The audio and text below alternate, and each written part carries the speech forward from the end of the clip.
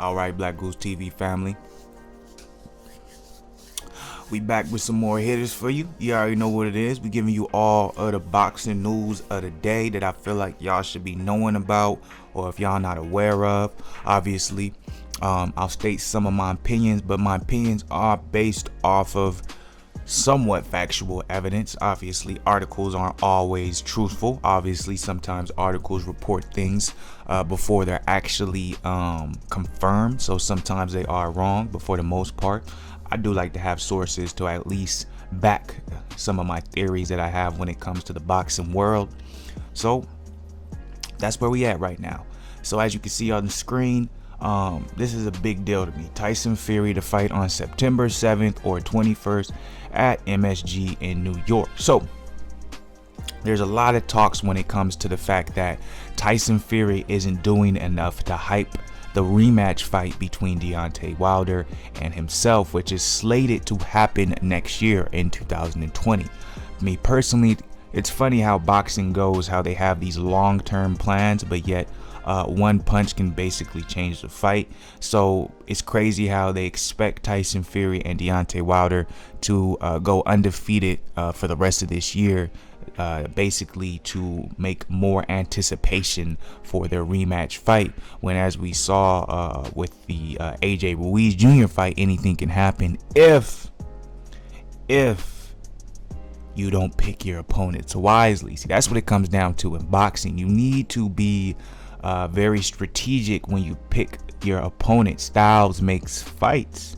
So even though you're going against someone that you may feel like is inferior to you skill wise, if his style is something that throws yours off, or your style doesn't necessarily isn't compatible with theirs, that can make the playing field even. So that's why you see someone like Tyson Fury pick the opponents that he picks, not because he's scared he's going to lose to someone, but obviously you want to be careful with who you choose for Fury to fight, because at the end of the day, he was out for a long period of time. Yes, he did come back, have 3 or 4 fights last year, one of them being Deontay Wilder, but he's still getting back into things. He's still trying to get to that form that he was before he stopped, which I'm not saying he's not. All I'm saying is there's a time period for that. You can't just whip right back into it. It doesn't work that way with anything. Everything takes time. So back to what I was saying, a lot of people are saying that Fury isn't holding his side of the weight. He's fighting guys that no one knows about, and basically you need to fight tougher competition. I've said this many of times. It's very similar to the Triple G Canelo situation, which actually I will be touching on because there's new news when it comes to that development. But back to the topic at hand. So Tyson Fury is to fight on September 7th or the 21st at MSG in New York. Now, no opponent has been named yet. If you guys do know, Luis Ortiz versus Deontay Wilder 2 is slated to happen around this same time. It's either supposed to be late August or early September. They already are doing the undercard, scheduling fights for the undercard, so that fight is going to be happening around that time. Now, obviously, Luis Ortiz is what they say the boogeyman of the heavyweight division. Wilder's already fought him once, and it was a hell of a fight. So doing it again, it's a great look for Deontay Wilder. He already beat Dominic Brazil, which is a worthy opponent. Not a top level heavyweight, but he's definitely someone that you shouldn't sneeze at. He's definitely someone that when you see him on someone's resume, you have to respect, because he is a solid fighter at the end of the day. But either way it goes, as you can see, Deontay Wilder is doing what he needs to do when it comes to making people believe that he's willing to fight anyone, he's willing to fight the best, and he is the best heavyweight. What's crazy though, that's not the narrative. There was votes earlier this year saying Tyson Fury is the #1 heavyweight, even though when it comes to his resume, it's not on the same level as a Anthony Joshua's, even though he took a loss. But that's beside the point. The point at this moment is that we know that Fury will be fighting again, and it's going to be in September. Excuse me.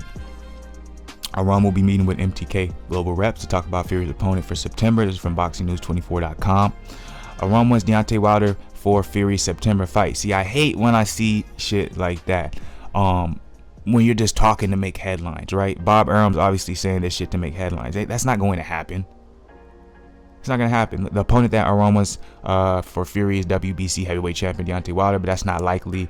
Arum is planning on making a rematch between Wilder and Fury in early 2020, but now he wants it to take place in 2019. I hate shit like that because that's why Eddie Hearn is so good at what he does. He's able to draw headlines that make sense, that make people believe what he's saying. Like when you hear Bob Arum say something like that, it's like, bro, you sound stupid. Everybody knows Wilder already is going to face Luis Ortiz. Not only that, but it's been said and confirmed multiple times, which I just read in the article by you yourself, that the rematch isn't going to happen until 2020. So don't, when September's about to show up, knowing Deontay Wilder already has a contract signed, don't be on that bullshit talking about, oh yeah, I would really like for that fight to be this September, but you know how it goes. Basically trying to make it look like Wilder it's Wilder's fault or something like that. Like, man, I don't like that. That's bullshit. Like, just being hunted with it. Like, who is Fury going to face? Who is Fury going to face? Like, can't you put out real names? Like, I feel like this is the only fighter when you're talking about who his upcoming fights is going to be. Like, you never, like, there's no names circling. There's no names floating around. Like, for all these other guys, for Canelo, Triple G, for Deontay Wilder, AJ, you always have an idea of who they may fight. You have names out there who he may fight. When it comes to Fury, you don't know who it's going to be. They don't ever say anything. And by the time that they announce it, it's someone you never heard of. And obviously, the only name that has been floating around as of now is the Big Baby Miller. But if you look at an interview that he did on Mike Rashid's channel, YouTube channel, he said that they don't want that smoke. He said, my manager or my people, we've had very, very little conversation with him, but from what it seems, they don't want to take that risk right now. That's coming from him in that interview. So the Big Baby Miller versus Tyson Fury showdown may not happen. I personally believe it could happen before the end of the year, like a December type matchup, a November-December type matchup.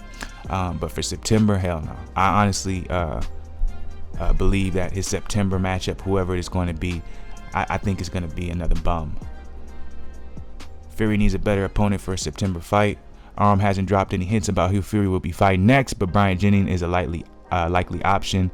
I talked about Brian Jennings will be facing Joyce. I believe it's July 20th. If not July 20th, it's July 13th. It is this month though.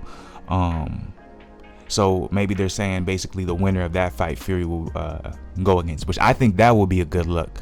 If Brian Jennings beats Joe Joyce, I would like to see that fight happen. But you would have to be put into the perspective that there's not going to be a lot of damage taken from either fighter, depending on who wins, you know what I'm saying, or who loses. Either way, that's what they're predicating this on, because at the end of the day, September that's a close swing around from July, man. You got July, August. Basically, you'll have like a month training camp, depending on what time in September. Maybe a month and a half training camp. So who knows how likely that even is? You know what I'm saying? That might just be, once again, just some bullshit ass name Bob Arum is throwing out there, and we're just gonna get some random fighter that Tyson Fury is going to be fighting. I didn't know this was going to be a part of the article, but let's talk about it just a little bit. Arum to travel to Japan for talks with Naoya Inoue for co-promotional deal. That would be dope. Inoue, man, he's a beast. He is a beast. If you haven't seen him in the World Boxing Super Series Bantamweight Tournament, man, he is just knocking dudes out left and right. The power is real. So to get him over there and on ESPN, Top Rank, I think that's actually a good move, only because when it comes to the smaller divisions, I feel like Top Rank has a lot of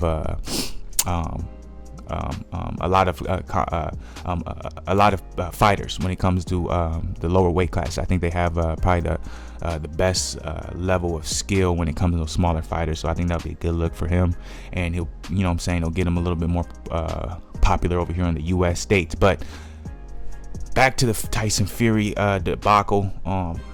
Man, I just think it's a mess when it comes to the Tyson Fury situation on who he's been fighting. He went over to ESPN to make a bigger name for himself in the States. But not only that, just to be with a legitimate organization that's very well known in the States, and that's ESPN, that's Top Rank. As of now, they doing the same thing he was doing when he was with Frank Warren. I don't know if he's still with Frank Warren. I don't know if it was a co-promotional deal. I think so, because he still seems to be around. So it might have been a co-promotional deal that he did with Top Rank with